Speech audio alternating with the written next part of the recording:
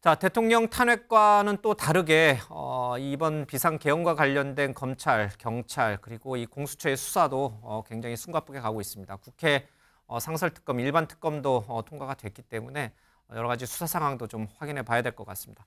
자, 이번에는 서울중앙지검에 나가 있는 기자 연결을 해서 지금 검찰 수사 상황은 어떤지 좀 들어보도록 하겠습니다.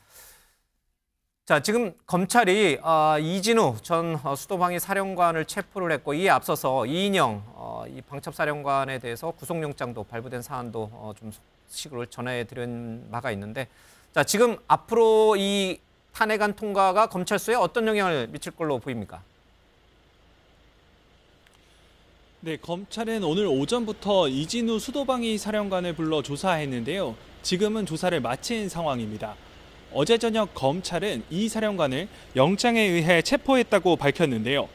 수도방위 사령부와 이 사령관의 자택 등을 압수수색한 지 하루 만에 신병을 확보한 겁니다. 검찰은 이 사령관의 체포 시한인 48시간이 만료되기 전에 구속영장을 청구할 것으로 보입니다. 수사팀은 비상계엄 모의 과정과 선포, 이후 국회와 선관위 병력 진입 등 계엄 사태 전반을 재구성하고 있는데요. 이 사령관은 비상계엄 사태 당시 여인영 방첩사령관, 곽종근 특수전 사령관과 함께 계엄군을 지휘한 핵심 지휘부로 분류되고 있습니다. 이 사령관은 수방사 특수임무대대와 군사경찰단을 국회에 투입했는데 윤 대통령이 직접 전화를 걸어 당시 상황을 물었다고 증언하기도 했습니다.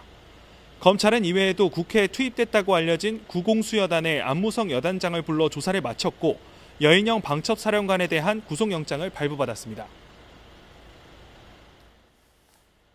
자, 앞으로 대통령이 소환될지 또 체포가 될지 여러 가지 수사도 상당히 좀 궁금합니다.